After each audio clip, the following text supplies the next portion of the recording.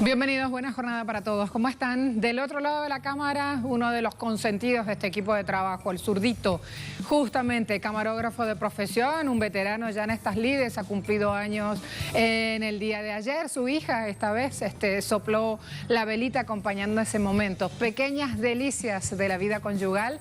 Estamos viviendo en cuarentena y esos momentos justamente nos van poniendo un airecito nuevo, nos van refrescando el alma.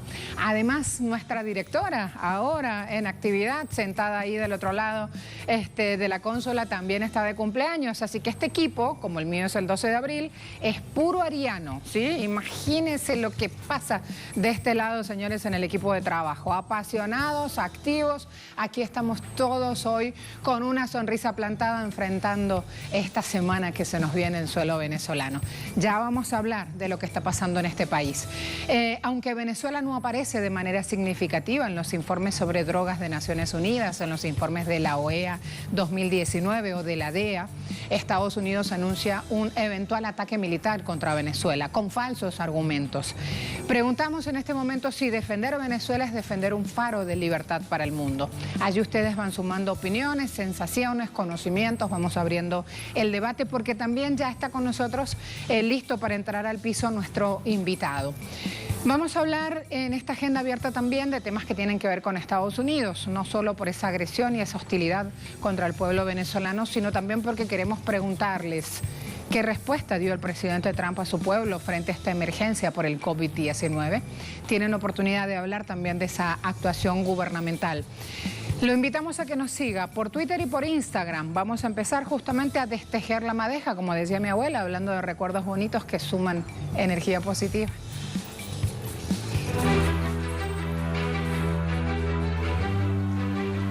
El presidente de Venezuela, Nicolás Maduro, envía carta al pueblo estadounidense con el objetivo de resaltar puntos en común, al tiempo de establecer líneas de solidaridad por la difícil situación que atraviesan en torno a la pandemia del COVID-19. La misiva busca fortalecer nexos entre ambos pueblos por las actuales diferencias políticas generadas por Washington, que aleja considerablemente posibilidades de cooperación. En torno a ello, Washington insiste en mantener su política de asedio contra la nación bolivariana, con acusaciones infundadas sobre supuesto tráfico de drogas desde Venezuela. Con esa excusa, la administración Trump pretende desplegar un plan que excluye movilización del contingente militar en la zona del Caribe, apuntando a la nación bolivariana. La maniobra de la Casa Blanca ha sido denunciada de forma reiterada por Caracas como un mecanismo más de intervencionismo que alentaría iniciar una escalada en la región. Esta mañana en Agenda Abierta destacaremos cómo la carta de Maduro a los estadounidenses consta de varios aspectos para generar conciencia en ese pueblo, al tiempo que seguiremos analizando cómo Washington busca de forma desesperada algún mecanismo que oriente sus acciones para buscar derrocar al gobierno legítimo del presidente Nicolás Maduro.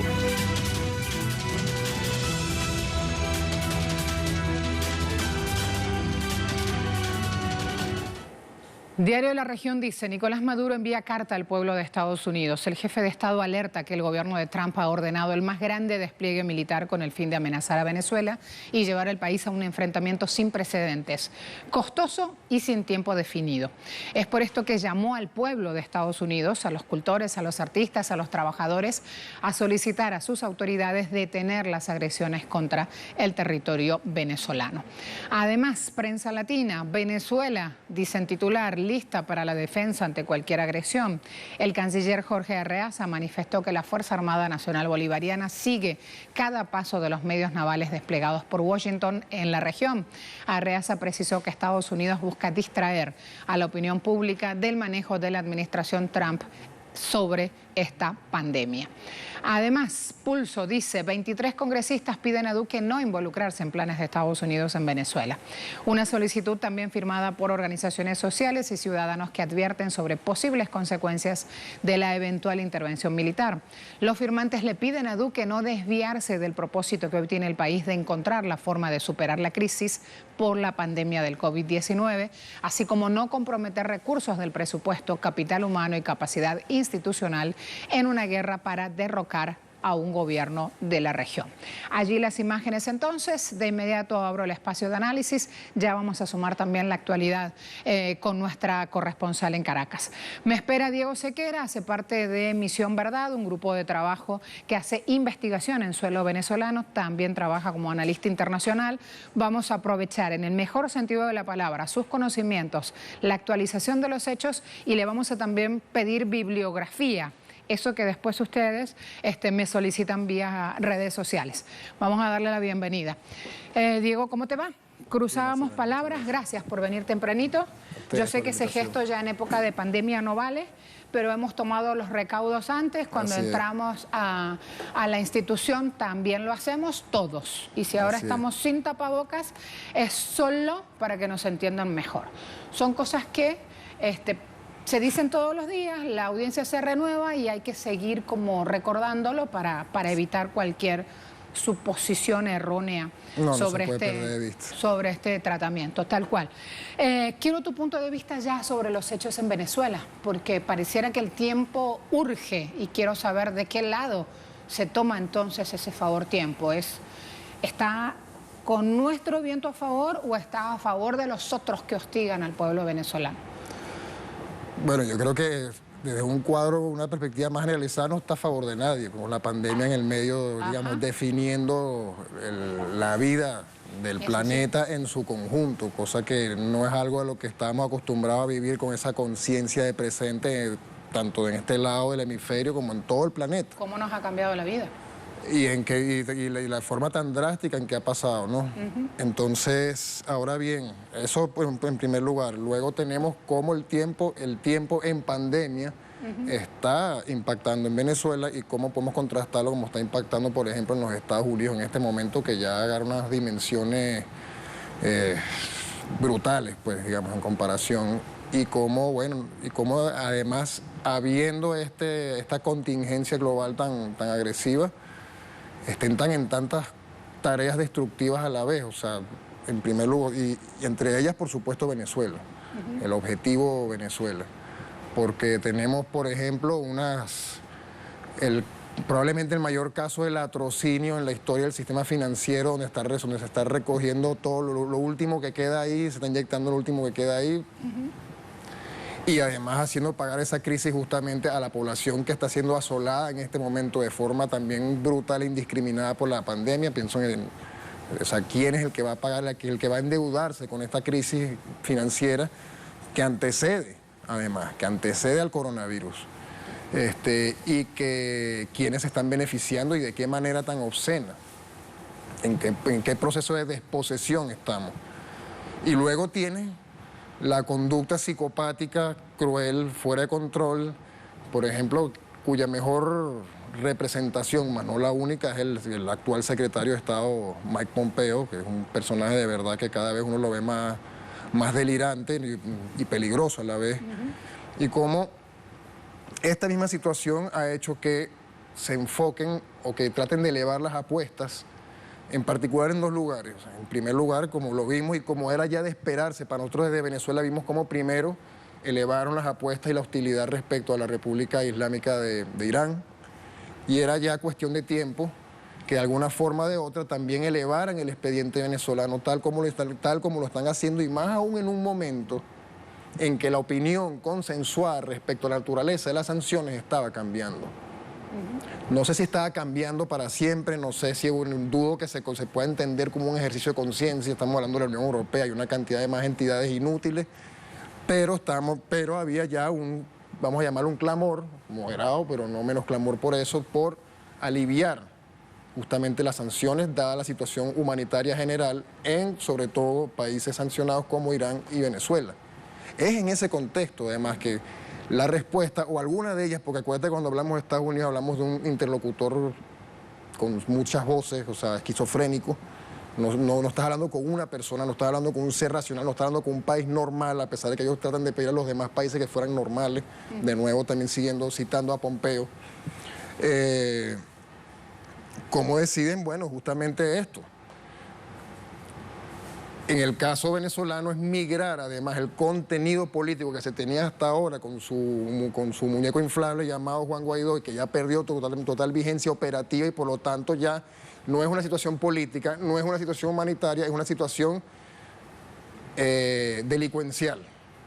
Así quieren vender esto. O sea, ya el problema de las sanciones no es tanto si hacen daño o no, sino que sencillamente no estamos hablando de un gobierno, sino de una cosa que ya podemos recordar el año pasado, llamada una empresa criminal bolivariana conjunta. Todo eso son pasos en la misma dirección para concebir, y que sí, tenemos la experiencia del presidente Noriega para esto, de que esto ya no es un problema político, sino que es un problema penal, en la lógica de que la jurisdicción de los Estados Unidos es algo extrafronterizo, extraterritorial y que además esto debe ser procesado. El presidente Nicolás Maduro, el actual gobierno venezolano, dentro de la justicia ordinaria norteamericana, ni siquiera ya el tema de la legislación internacional de por medio. Se elevó la apuesta de una manera considerable hace nada, una semana, respecto a la movilización de una supuesta operación antinarcóticos contra Venezuela, ¿cierto? Más un bloqueo naval. Más el bloqueo naval. Sin embargo, bueno, además que hay una cantidad de gestos simbólicos, como por ejemplo quien firma y quien justifica esta acción en términos legales en Estados Unidos es el fiscal Barr, que es el mismo que firmó en 89 cuando se ejecutó la acción contra Noriega. Solo que con Noriega, aparte, ellos tenían toda la evidencia que les hacía falta porque Noriega era una ficha de ellos. Hay una gran diferencia ahí, no solo conceptual, sino en materia forense, vamos a decirlo, respecto a Venezuela, porque no hay evidencia de nada de esto. La evidencia no está esta vez en su mano. No. Esa es la cuestión. No, y ahí también tenemos otra vez las armas de destrucción masiva. Y además que ellos mismos, sus propias, vamos a llamar su propia literatura, a decirlo de una manera, demuestra que justamente Venezuela no representa ese mega emporio del narcotráfico que además con una malicia de comiquita resulta que tiene planes de desmantelar el tejido social norteamericano como si ese trabajo no lo estuvieran haciendo ellos de todas maneras. Ya vuelvo a ese punto. Abro en este momento una ventana de comunicación con Madeleine García, que es nuestra corresponsal en Caracas, que también está presta y lista para aportarnos nuevos puntos de vista, información actualizada sobre los hechos y esta repercusión a la carta leída ayer por el canciller Arreaza, firmada de puño y letra por el presidente Nicolás Maduro. Madeleine, te sumamos. Buen día. Hola, muy buenos días. Pues a lo que ha dicho tu invitado, tengo que aportar que nosotros estuvimos el viernes en el CODAI, que es el Comando de Defensa Aeroespacial Integral, que monitorea todo el espacio aéreo, pero sobre todo va haciéndole seguimiento al tema del narcotráfico y la utilización de los cielos venezolanos, el espacio aéreo venezolano por parte de aeronaves ilegales que trasladan droga. Y cuando estaba allí, el comandante estratégico operacional nos comentaba en un mapa que ellos tienen allí, que no es precisamente de información del gobierno de Venezuela, sino de la propia DEA, es decir, del Departamento para el Seguimiento de las Drogas de Estados Unidos, de la lucha contra las drogas. Pues este mapa refiere que el 84% del narcotráfico pasa por el Pacífico colombiano, que es la fachada de Colombia y de Europa, de la fachada de Colombia, de Ecuador, que va hacia Centroamérica y llega a los Estados Unidos, y el 7% pasa por la fachada de Venezuela, y que año tras año, en los últimos 3 años, desde el año 2015 hasta el año 2018, más bien ha ido disminuyendo el paso o esta ruta del narcotráfico, precisamente por los controles y la vigilancia del espacio aéreo venezolano, también por aire y por tierra. Y decía el comandante estratégico operacional, Remigio Ceballos, que en los últimos 3 meses, por ejemplo, o en los últimos 3 meses, se han incautado más de 80 toneladas de drogas. Perdón, en los últimos 3 años, Marcela. Lo que pasa es que hay demasiados datos. Entonces, te refería, nosotros tenemos una lucha contra el narcotráfico. Desde que se fue la DEA, nosotros hemos neutralizado 190 aeronaves. Anteriormente Venezuela tenía radares de Estados Unidos, la información llegaba primero a un call center en Panamá, allí filtraban la información y retornaba a Venezuela solo lo que Estados Unidos quería que supieran las autoridades venezolanas. En el año 2012 el presidente Chávez dijo, expulsamos de acá a la DEA, y a partir de ese momento comienza otra situación y otra política con los narcóticos y con la lucha antidrogas. Y hay un antes y un después de la DEA. Para el gobierno de Venezuela es un cartel del narcotráfico la DEA, porque con su llegada acá en Venezuela no habían incautaciones, ni capturas de capos, ni nada de esto, pero al irse el comportamiento es completamente diferente. Y también en un trabajo de investigación que estamos haciendo logramos rescatar un sonido del hijo de Pablo Escobar que hablaba precisamente de los carteles de Estados Unidos, porque se preguntan desde acá, desde las autoridades venezolanas que monitorean el tema del narcotráfico, si llega a Estados Unidos, ¿quién lo distribuye? ¿Cómo se distribuye la droga teniendo allá al FBI, a la CIA, a la DEA? ¿Cómo es el país con mayor consumidor de drogas, de personas que consumen drogas del mundo? Pero además de eso, te doy otro dato. En Colombia hay 7 bases militares y desde hace 5 años que se instalaron las bases militares, en contrario, se ha incrementado en 280% los cultivos ilícitos en ese país. Es decir, hay toda una fachada de mentiras, hay toda una manipulación y recientemente el jefe o el asesor de Donald Trump para el hemisferio occidental prácticamente confesó que esta movilización de los barcos del Comando Sur era precisamente para derrocar, una medida de presión más para derrocar al presidente Nicolás Maduro, bajo esa presión y bajo la presencia de estos barcos que tratan de hacer algo muy parecido a lo que ocurrió en 1989 en Panamá, cuando extrajeron a Noriega y precisamente el fiscal que presenta cargos contra el presidente Nicolás Maduro y altos funcionarios, como lo estaba diciendo tu invitado, pues resulta ser que llevó el caso de Panamá y presentó igualmente información de narcotráfico, en fin, toda una situación allí que tratan de traspolar hacia Venezuela. Marcela. No es lo único que pasa en este país. También cientos de ciudadanos se están volviendo a casa. Es un punto que sigues de cerca, Madeleine, y quiero pedirte actualización. Sí, porque paralelamente, Marcela, a este ataque o a la escalada de la agresión por parte del gobierno de Estados Unidos contra Venezuela, pues este país no escapa de la lucha y de la batalla contra el coronavirus. Entonces, ¿qué es lo que está pasando en las fronteras, Marcela? Que aquellos venezolanos que emigraron, que son migrantes económicos por la situación económica del país y que fueron utilizados por el llamado Grupo de Lima y les decían vengan para acá, aquí vamos a tener ustedes van a ser recibidos, y ACNUR les hacía firmar expedientes como refugiados cuando eran en realidad migrantes económicos.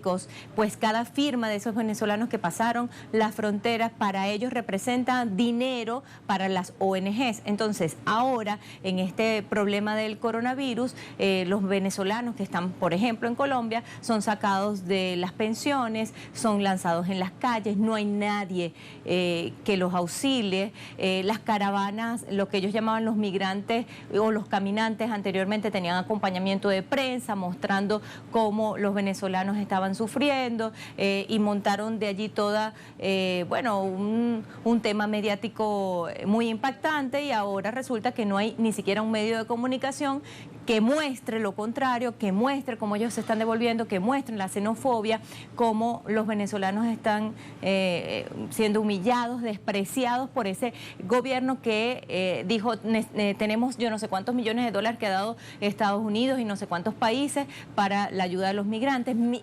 ACNUR por ningún lado aparece, y al llegar a la frontera evidentemente Venezuela los recibe porque son venezolanos, les da las bienvenidas y hay un protocolo cuando ellos llegan a las diferentes fronteras por el estado Zulia, por San Antonio del Táchira, por apure, hay todo un despliegue, ellos son chequeados médicamente, acá no pagan ningún tipo de dinero por las pruebas que se le están haciendo, son test rápidos, en 15 minutos saben las autoridades venezolanas si tienen o no coronavirus, aquellos que se sientan mal son aislados, tienen un periodo de 14 días para hacer el chequeo en las fronteras y después de eso son enviados en autobuses para sus respectivos estados y de allí le hacen un seguimiento. Es decir, hay todo un protocolo de atención a los migrantes y ha dicho el presidente Nicolás Maduro en el día de ayer que hay que brindarles todo el apoyo para que se sientan nuevamente de vuelta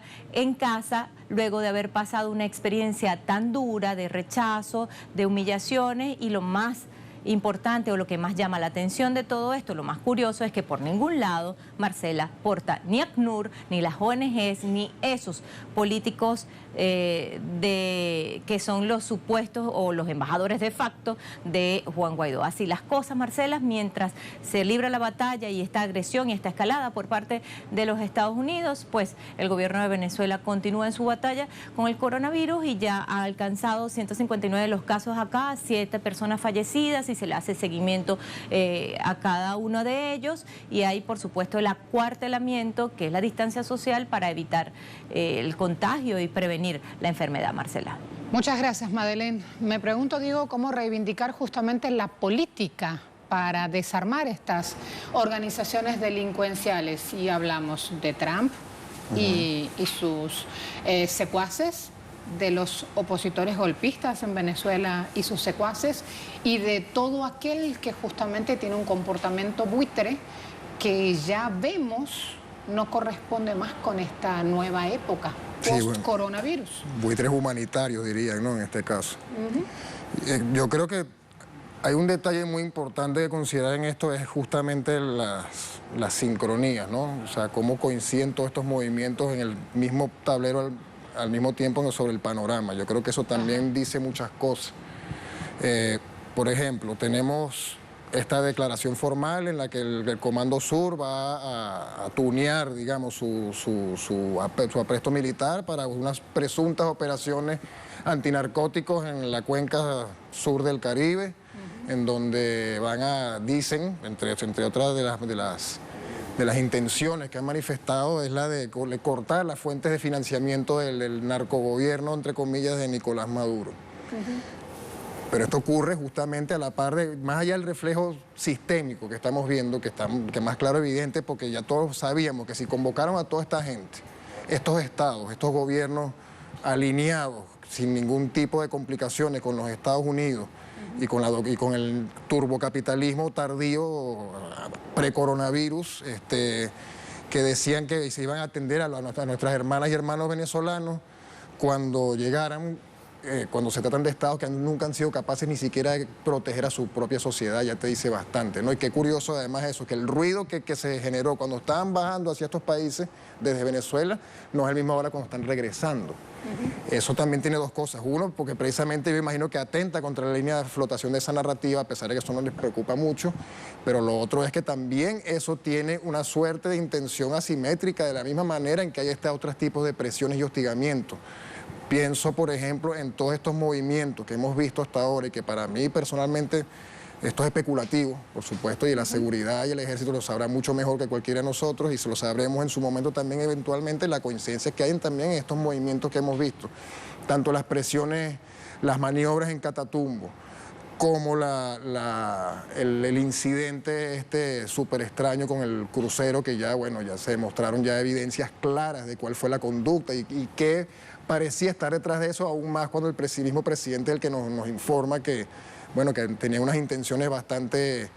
que torpedearon una embarcación venezolana. Bueno, prácticamente sí, con el propio casco. Es el verbo usado, torpedear. Sí, prácticamente. Y se torpedea una embarcación para echarla justamente a punto cero, para destruirla. No hay otra forma de encarar ese hecho. Una acción delictiva, volvemos. Sí, así es. Entonces, todo esto evidentemente contribuye a un intento, me parece a mí también, de cerco psicológico porque no perdamos de vista algo, o sea, entre las unidades que están convocadas a estas maniobras contra Venezuela, ya no podemos decir, o sea, por más que la declaren de otra manera, está más que evidente hacia dónde apunta y cuál es el precedente histórico, a pesar de que hay error, o sea, no hay similitudes automáticas de ningún tipo, de hecho, o sea, Venezuela 2019-2020 no es Panamá 1989 ni de cerca. Ni Panamá ahorita tampoco. O sea, Venezuela es un país, vamos a decirlo de una manera bastante antipática. Pero la unidad insignia, el USS Detroit, que forma parte de este movimiento, está en reparaciones en este momento en Key West, en el sur de la Florida. Entonces nos están diciendo que esto ya es inminente, que esto es no sé qué, que esto viene ya, pero por otro lado, la propia cuenta Twitter de la Armada estadounidense diciendo estamos listos, esto es lo que hacemos, no sé qué, pero la noticia del militar es que el barco está siendo reparado en este momento en Key West. Entonces, queda para pensar todas estas cosas a la vez, todos estos juegos, estas sincronías, ¿no? Estas coincidencias al mismo tiempo, en el marco además de pensarlo en un contexto de guerra híbrida. Me parece muy posible que en todo caso estos intentos de movimientos públicos trataran de darle cobertura a estos movimientos no tan públicos como los que han aparecido, ¿no? Y que de los que tenemos conocimiento. El mismo caso de los helicópteros. Si existiera el desembarco, ¿dejaría a Estados Unidos que le tomen fotos y videos y que se divulguen como se divulgaron?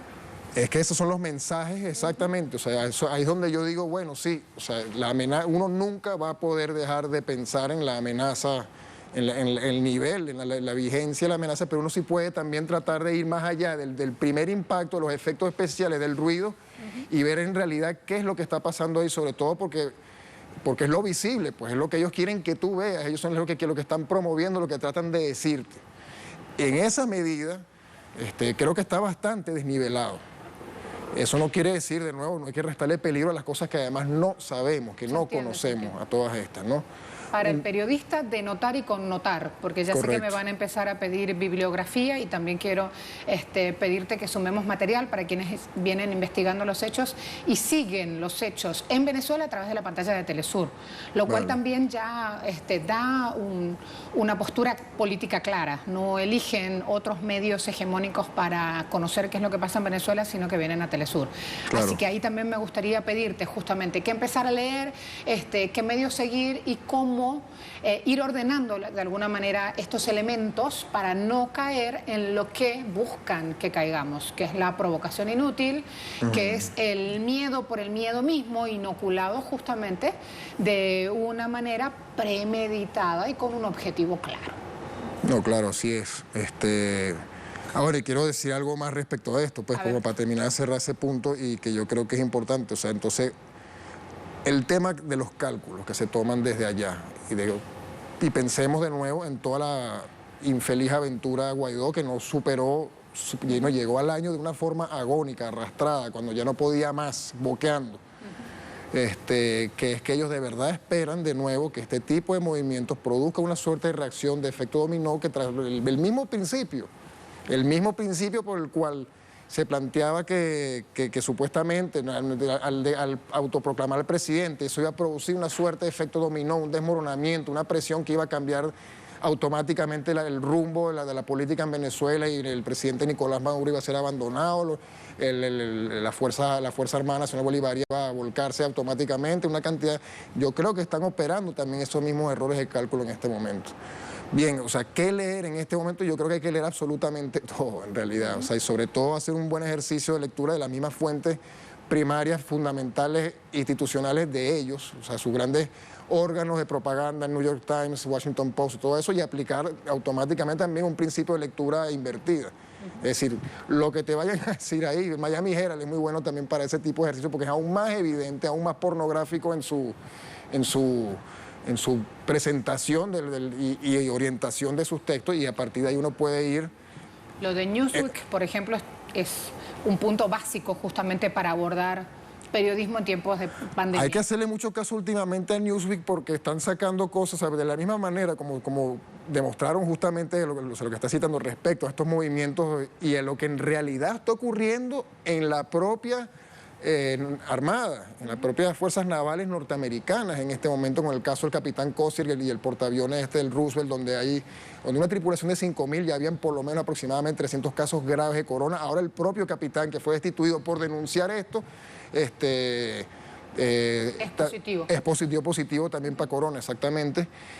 Y cómo lo han silenciado, cómo la salida disciplinaria fue, a pesar de que el registro demostró que más bien toda la tripulación estaba con el capitán por razones obviamente humanas, y no solo eso, sino la opinión pública estadounidense también en gran medida, se vuelve un símbolo de justamente cuál es el estado de esa presunta armada que iba a venir para acá.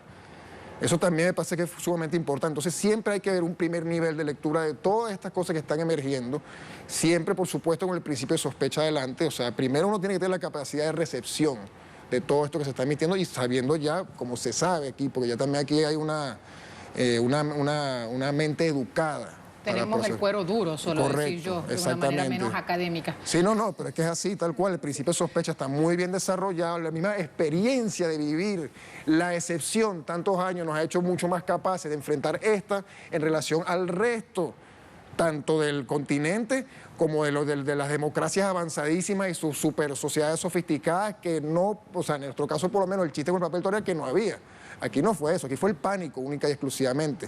O sea, le medio moviste algo de un cuadro y ya empieza el colapso. Y el colapso va a seguir avanzando. Y el colapso va a seguir avanzando también en Estados Unidos, por cierto. Entonces, todas esas señales, primero hay que verlas en esa primera capa de fuentes, vamos a llamarlas primarias. Hay que hacer un esfuerzo, me parece a mí, en estos casos también, de aprender inglés, o en su efecto también en los casos web, de usar los traductores que hayan ahí, que lamentablemente es como aprender a multiplicar con una calculadora, pero no importa, o sea, no tenemos tiempo tampoco para aprender inglés en este momento quienes no lo lean. Y quizás estamos en uno de los mejores momentos de la intelectual, incluso de la contrainformación en inglés, y yo creo que eso es muy útil. Pensé que ibas a decir, estamos en el mejor momento, porque es una de las cosas que siempre recomiendo, sobre todo a los más chicos y a los más grandes, que en plena cuarentena, ahora teniendo internet, tienen aplicaciones, tienen diccionarios, tienen posibilidad de consultar un material y tienen el tiempo para, de una manera muy provechosa, sacarle justamente un beneficio a yo creo que eso es una ventaja fundamental, y creo que eso, o sea, hay un tiempo que no existía antes para, bueno, eso, para justamente revisar fuentes, para estudiarlas, para todo esto.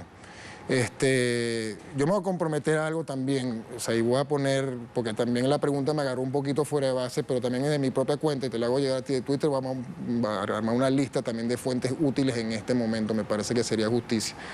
Pero yo digo eso, o sea, hay una cantidad de medios, bueno, por supuesto también sigan a Misión Verdad. Misión Verdad sigue haciendo un trabajo específico sobre la coyuntura en este momento, donde también ahí es muy importante tomar en cuenta, y porque ahí no tengo un control, porque también eso depende de quién escriba, los hipervínculos que se emplean ahí, las fuentes que se usan ahí, eso ya de por sí hay que aprovechar todo. Cuando ve algo subrayado ahí, que además sí tiene la intención de sustentar de dónde viene alguna observación, también es de por sí una invitación a revisar justamente de dónde se toma esa información y por qué. Y yo creo que eso también es sumamente importante. Y recordemos también justamente los trabajos de Misión Verdad 1 que hay ahorita sobre la relación histórica que ha habido entre, sobre todo la CIA, porque la DEA es como una suerte filial, con el narcotráfico. Desde siempre, desde la fundación de la OSS, la antecesora de la CIA, quiénes lo fundan, en qué momento y qué tan vinculado estaba eso, justamente la competencia que le hacía a las compañías de las Indias Orientales en el tráfico de opio. Y ahí puedes encontrar incluso a la familia Kennedy operando, nada más en ese momento. De ahí en adelante tenemos todo el caso con la heroína, con la cocaína, más acá en el tiempo tenemos el Contragate, que nos hace pensar además también en cuál es el papel que juega un país como Honduras, aparte de Colombia, en este momento, en ese paso cuando va por el Pacífico, pero por cómo hace para entrar al Golfo de México después. ¿Por dónde pasa? Por ese país, donde tiene un presidente acusado de narcotráfico. O qué casualidad que también resulta que en Colombia el presidente llega al poder con el apoyo de ciertos cárteles en La Guajira, que, oh casualidad, son los que están esponsoreando el intento fallido de Cliver Alcalá Cordones y de sus grupos de operaciones armados que querían montar en hacer ataques nocturnos en Venezuela, también radican en ese punto. Entonces también hay que tomar en cuenta la premisa que dice que a veces la más sencilla suele ser la correcta. Y además hay un corrido que dice porque parece mentira, la verdad nunca se sabe, pero aquí estamos hablando en el territorio de las evidencias. Aquí no hay que batirse una de ir más allá de información secreta, todo está ahí. Vamos a ver, defender a Venezuela, preguntamos en Twitter, ¿es defender un faro de libertad para el mundo? ¿Qué respondieron ustedes? Vamos a ver el número de participación, 688 respuestas, sí 45%, un poquito más, no 10%, no sé 3,9%, y le manda a decir el 40,1% de las personas que respondieron a esta pregunta es Trump genocida. Diego, gracias. A ustedes, mira que el siempre. material que me mandes lo voy a reenviar. También tiene la opción del propio Misión Verdad, que para mí es fuente de consulta básica y fundamental en estos tiempos en Venezuela. Siempre suelo darles RT, invito a reflexionar, a conocer más, pero lo que tú publiques como fuentes o como un abordaje sobre los hechos en Venezuela también prometo darles RT Perfecto. y reseñarlo. Perfecto. Quiero ir ahora a recordar, pausa, mira esto, también vale para la cuarentena, hablando con unos compañeros hoy tempranito, la importancia de hacer actividad física en plena cuarentena. Parece una locura, pero necesitamos cuidarnos, necesitamos estar bien, propiciar un territorio de bienestar dentro de nuestras familias para expandirlo a las comunidades, a nuestra patria. Hoy es el Día Mundial de la Actividad Física. Te toca, Diego, a ver si planteamos también, no solo mente, sino cuerpo sano. No, sí, si no uno va a terminar muy echado a perder también. Pausa rápida, ya volvemos. Echado a perder, esa frase me encanta.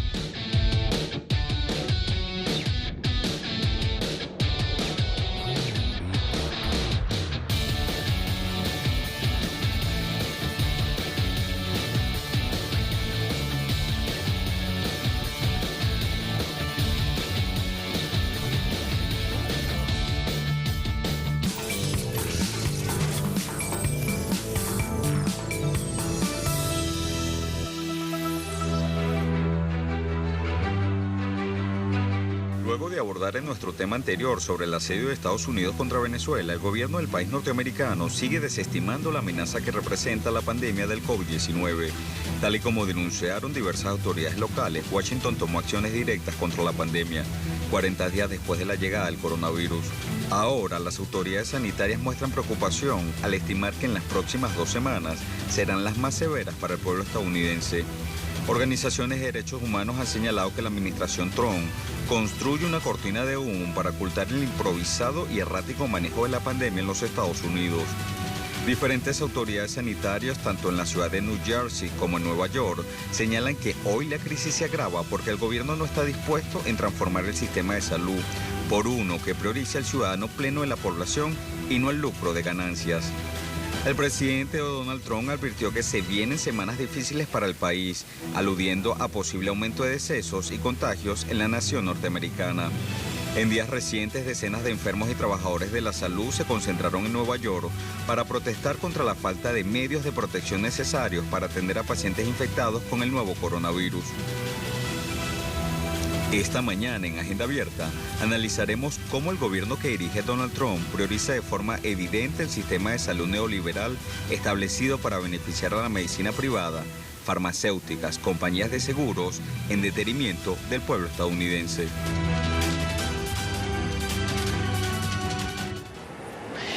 ¿Qué refleja a esta hora el portal Expansión? Estados Unidos advierte de otra semana muy dura y Nueva York supera las 4.000 muertes por coronavirus. El director general de Salud Pública, Jerome, aseguró en una entrevista que esta va a ser la semana más dura y triste de la vida de la mayoría de los estadounidenses. Menos prudente se mostró el presidente Donald Trump, que en rueda de prensa volvió a expresar su voluntad de que el país retorne a la normalidad cuanto antes. Fíjense, Imagen Radio, Estados Unidos ignoró alertas y redujo gasto en salud. China advirtió a Donald Trump. En la primera semana de enero, China informó formalmente a Estados Unidos sobre el riesgo de coronavirus. Sin embargo, el mandatario no solo lo minimizó, A esto le sumó que el país destinó menos recursos a la salud desde hace una década a partir de la crisis económica que ocurrió en el 2008. El presupuesto para los Centros para Control y Prevención de Enfermedades, la Agencia Central de Salud Pública, disminuyó 10% entre los años fiscales 2010 y 2019, según fuentes locales. Además, el litoral dice coronavirus se agrava la situación en Estados Unidos. Se registran más de 337.000 casos con al menos 9.634 víctimas fatales. Nueva York sigue siendo el estado más infectado. Autoridades sanitarias admitieron que están teniendo complicaciones para contener el avance de la enfermedad en este país. Así las cosas entonces, preparémonos para ir directamente al lugar de los hechos. Jorge Gestoso me espera. Jorge, bienvenido. Vamos a actualizar estos números, por favor. Buen día, Marcela. Hay un informe de la Contraloría de lo que es el servicio y justamente el Servicio de Salud y Recursos Humanos de Estados Unidos, que justamente indica que el personal médico y el personal profesional está realmente combatiendo esta pandemia con las manos atadas atrás. ¿Por qué? Porque denuncia escasez a 3 niveles. Denuncia escasez en lo que tiene que ver con lo que en inglés le llaman PPE, es decir, equipo de protección personal.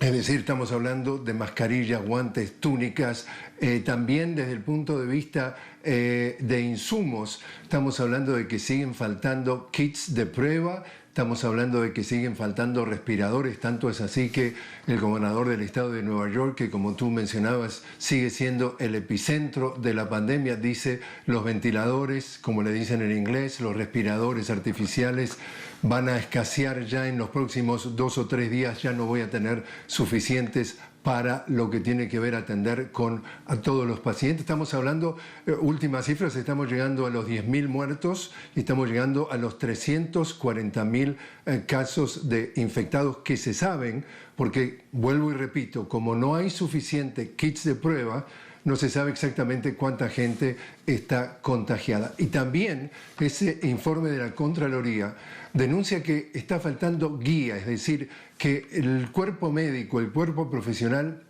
está enfrentando falta de guía, ya sea a nivel del gobierno federal, a nivel del gobierno estatal y al nivel del gobierno local, y muchas veces se contradicen. También hay un tema interesante, Marcela, y es que, por ejemplo, en la conferencia de prensa que ahora se da diariamente en la Casa Blanca, el presidente Trump sale públicamente a no dejar a el máximo experto en temas médicos, que se llama Fauci, es decir, Anthony Fauci, a responder una pregunta concreta de un periodista que le dice ¿cómo es que el señor presidente está recomendando el uso de una droga? Su nombre es hidroxicloroquina, que en general se usa para la malaria o para el lupus. ¿Cómo es que está sugiriendo, al menos, no es que la recomiende, sugiere que puede tener efectos positivos cuando, de algún punto de vista médico, no ha sido directamente probado y tiene contraindicaciones?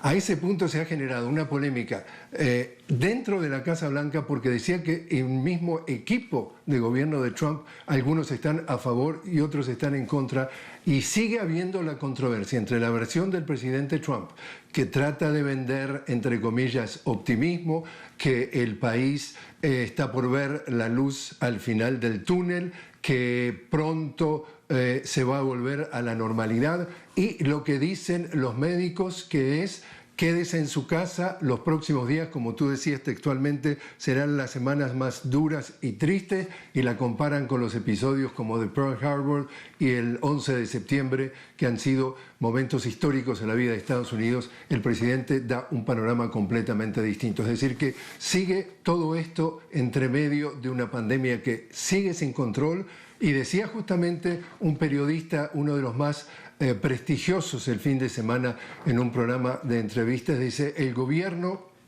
está tratando de decirnos de que está en control del virus. En realidad, decía el periodista, el virus está en control de nosotros. Marcela. Terrible, tremendo. Gracias, Jorge. Me espera Fred Mills, Consejo de Asuntos Atmosféricos, profesor de filosofía también. Fred, muchas gracias por atendernos. Buen día. Buenos días. Hemos recibido la actualización de los hechos en vivo, la aportaba Jorge Gestoso desde Estados Unidos, y los números ya sobrepasan realmente nuestra capacidad y nos ponen a resistencia ante el dolor justamente de este pueblo. Rusia anuncia que va a donar $1.000 millones para trabajos de investigación. Irán anuncia también un medicamento que tendría resultados positivos para enfrentar los tratamientos por COVID-19, y así entre tanta información, ¿por dónde elegimos apuntar para entender cómo ha llegado a este punto la crisis humanitaria en Estados Unidos? Porque ya no es solo crisis sanitaria. ¿Qué dice usted? Sí, yo creo que lo que dijo Jorge Gestoso, que la administración de Trump está intentando de vender el optimismo, ha dicho muy bien la cuestión, porque salió un informe ayer por la prensa asociada que la administración de Trump demoró a mediados de marzo el pedido de insumos necesarios para enfrentar esta crisis. Vamos a ver lo que ha pasado rápidamente. El 30 de enero ya la Organización Mundial de la Salud ha hecho una declaración de emergencia de salud pública. Y después el CDC en febrero, el 25 de febrero, el CDC es la agencia del gobierno federal encargado del control de enfermedades. Ha hecho una indicación que el virus en los Estados Unidos, el coronavirus, estaba propagándose rápidamente. 2 días después, el secretario de Salud de la administración de Trump dijo que el riesgo al público sigue siendo bajo. Finalmente, el 13 de marzo, Trump declaró una emergencia nacional, pero ya estaban inundados los hospitales con casos serios. Ya está muriendo gente por falta de la preparación. La tasa de mortalidad ha subido rápido. Así, hubo una falta de liderazgo en el gobierno federal. La administración de Trump estaba culpando los estados, estaba culpando la administración de Obama, cuando era el papel del gobierno federal asumir el liderazgo, coordinación de logística para enfrentar esta pandemia. Hay toda una información regada en el mundo acerca del control político que se da en Estados Unidos en tiempos de pandemia. ¿Qué diría usted sobre esto? Porque creo que allí hay un punto donde usted tiene conocimientos muy especiales, no solo como profesor de filosofía, sino como docente. Y la ética tiene mucho que ver con esto que está pasando. Sí, realmente la economía, no hay ninguna ley de naturaleza que dice que la economía tiene que estar basada en la acumulación privada y que eso es la única manera de seguir. No, la economía debe ser en función de las necesidades del pueblo, del ciudadano. Y lo que ha pasado es la flexibilización de la producción en función de la demanda, en vez de construir un banco de reservas de estos insumos necesarios para enfrentar cualquier pandemia. Así lo que estamos fijando en ese momento es que ha llegado muy tarde a la realización que estamos en una crisis grave. Y como ya ustedes han reportado hace un momento, los insumos no han llegado todavía. El pedido está hecho muy tarde. y los médicos y enfermeras están bien preocupados que puede ser infectado sin síntomas y llevar esa infección a otros pacientes o a sus familias. Así es urgente no solamente el equipo de protección personal, está urgentemente necesario conseguir los kits de prueba de diagnóstico del virus. Así estamos no solamente frente de la realización que el servicio de salud es un derecho humano, es un deber social. ¿Qué significa? Yo como profesor en universidad, yo tengo seguro de salud, pero es mi deber social abogar para los demás. Así, es fácil decir que es un derecho humano, es más difícil, pero es nuestra obligación abogar para salud universal para toda la población. Muchas gracias. El jueves pasado, les cuento aquí ampliando, el presidente Donald Trump prohibió a la empresa 3M seguir exportando mascarillas y guantes médicos a Latinoamérica y a Canadá. Esto fue el jueves. El viernes contestó la empresa. Aquí hay toda una disputa y allí la información que recibíamos desde Estados Unidos. Usted va a ir sacando sus propias conclusiones. En Twitter nosotros le preguntamos qué respuesta dio el presidente Trump a su pueblo frente a esta emergencia. Y pusimos distintas opciones. Satisfactoria, dice que fue esa respuesta el 6,3% de las personas que respondieron. Muy satisfactoria, 2,6%. Mala o regular, 11,8%. Inhumana, dice el 79,4%. Así entonces, fíjense, 893 votos es lo que tenemos reportado para este encuentro que siempre planteamos en Twitter. Hay un usuario que se llama Augusto Mena que publicó una caricatura. Quiero mostrársela, allí lo tienen en pantalla. Sí, eso implica justamente no enfrentar los hechos, esconderlos debajo de la alfombra. Y miren en la alfombra la cantidad de imágenes que tienen justamente para mostrar. Ahí entonces esa información desde este lado. Después de ver la caricatura, vamos también hablando de The Journal, que indica que los hospitales privados serán públicos durante la pandemia de coronavirus. Esta es una decisión que ha adoptado el gobierno de Irlanda.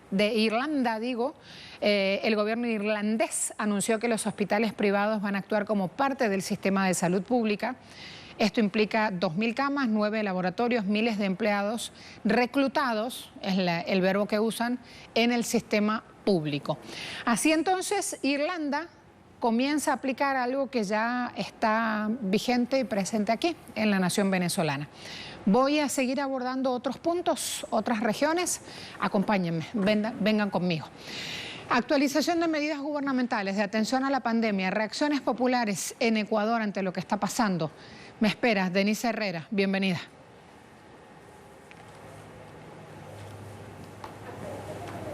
Hola Marcela, qué gusto saludarlos desde Ecuador. Así es, dentro del último informe anunciado por las autoridades de Ecuador se confirmaron que en el país habría 3.648 casos confirmados de coronavirus y 180 personas fallecidas. Como lo hemos venido contando a través de la pantalla de Telesur, sigue siendo la provincia del Guayas la más afectada de esta pandemia, es el epicentro del coronavirus en Ecuador, que según las autoridades registra 2.524 casos confirmados solo en la provincia del Guayas. En Guayaquil, 1.725 casos confirmados y según las autoridades locales, 126 personas fallecidas. Sin duda, siguen siendo cifras fuertemente cuestionadas. Recordemos, Marcela, que ha venido haciéndose viral testimonios de los propios ciudadanos de Guayaquil, quienes han venido llevando adelante varias denuncias de cómo avanzar con el protocolo de levantamiento de cuerpos, imágenes desgarradoras,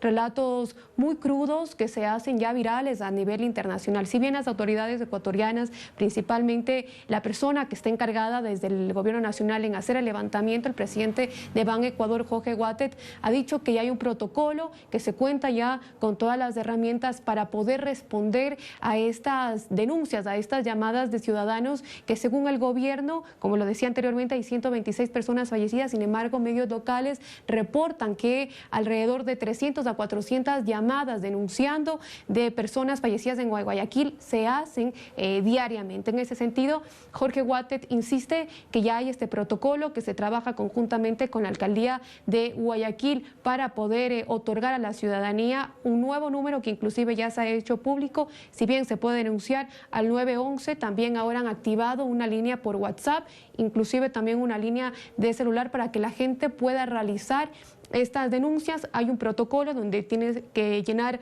la información como la localidad, número de cédula y toda la información personal de la persona fallecida. Asimismo, recientemente la alcaldía de Guayaquil anunciaba que ya hay morgues móviles y otro protocolo también impulsado desde la alcaldía de Guayaquil. Se ha dicho también recientemente, y algo que generó también mucha reacción, fue de la donación de ataúdes de cartón, alrededor de 1.500, algo que, si bien las cifras no reflejan esta realidad, son los propios anuncios que se hace desde el gobierno nacional. Pero además también, Marcela, algo que preocupaba ayer por redes sociales es las últimas declaraciones de una autoridad de la cartera de salud, quien dijo el viceministro de Salud, que alrededor de 1.600 personas, miembros del personal médico de Ecuador, están contagiadas. Esto significa el 43,8% entre médicos, enfermeras, auxiliar de medicina, quienes están actualmente contagiados de COVID-19, son parte de este registro oficial, pero además también son parte de las personas fallecidas. Son 10 miembros del personal médico que ya han fallecido. Si bien el presidente de Ecuador, Lenín Moreno, anunció que había ordenado esclarecer las cifras en relación a la situación del coronavirus en el país, vemos que hasta el momento estas cifras continúan siendo lo que el gobierno ha venido diciendo, respondiendo a esa manera de contabilizar. Sin duda, sigue siendo una situación crítica, principalmente los medios locales de Guayaquil, las redes han venido siendo ahora el mecanismo para poder también anunciar y alertar de lo que está ocurriendo principalmente en la ciudad de Guayaquil. Se espera, Marcela, que ahora, como lo ha venido haciendo el gobierno, se anuncia solo un reporte donde se actualizan las cifras. Esto es mediante una rueda de prensa virtual, es información que sale del COE Nacional, el Comité de Emergencia que se ha instalado para poder abordar esta situación. Se espera que la próxima actualización sea a las 11 de la mañana, hora Ecuador, Marcela. Dos datos cortitos para reseñar. Hablamos de la donación de ataúdes de cartón prensado justamente para poder salir de la grave crisis sanitaria que tienen en el país, donde hemos visto imágenes en todo el mundo de cadáveres en las calles o dentro de las casas esperando justamente ser inhumados tal cual corresponde al protocolo sanitario para estos casos. Quiero preguntarte, ese número de ataúdes, y si esta es una información confirmada por la dimensión que ha tenido en las redes sociales este tema, y por otro lado, por favor, que me repitas el número de médicos contagiados por coronavirus. Así es, Marcela. Esta información de la donación sale de la propia alcaldía de Guayaquil. Es un trabajo que ha venido haciendo las autoridades justamente ahí de la municipalidad. Han dicho que esta es una donación. En un principio se decía que era un trabajo también conjunto con la empresa privada, pero esta donación de 1.500 ataúdes de cartón no respondería o no estaría respondiendo a las cifras que dan las autoridades. Primero, es también un cuestionamiento de dar un ataúd de cartón. ¿Por qué de cartón? Recordemos que también ciudadanos de ahí han venido denunciando que el precio de los ataúdes sobrepasa el precio real. Normalmente un ataúd, según los medios locales, en Guayaquil costaba $400 y ahora estaría dándolos a 1.800, algo que no se puede ahora costear justamente por las personas que, aparte de perder un fallecido, perder una persona, un miembro de su familia fallecida, tienen que ahora hacer un proceso muy extenso para poder denunciar el levantamiento. Una de las denuncias también, Marcela, era que si bien las autoridades dicen tener este protocolo. Muchas de las personas que van inclusive a buscar el cadáver o el cuerpo de su ser querido no lo encuentran en la misma morgue del hospital. Esto ha venido haciéndose público por redes sociales. Mucha gente también pide a las autoridades que puedan ayudarlos en ese sentido. Y por otro lado, el número de médicos, eso lo reportan también luego de las declaraciones que ha dado el viceministro de Salud de Ecuador.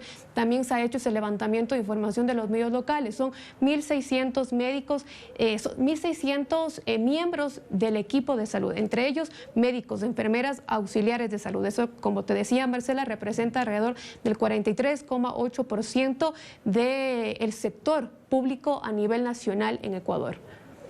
Gracias, Denise. Imagínense ese número, 43,8% de trabajadores que representan el sector público, que en este momento ese sector es vital justamente para enfrentar la pandemia.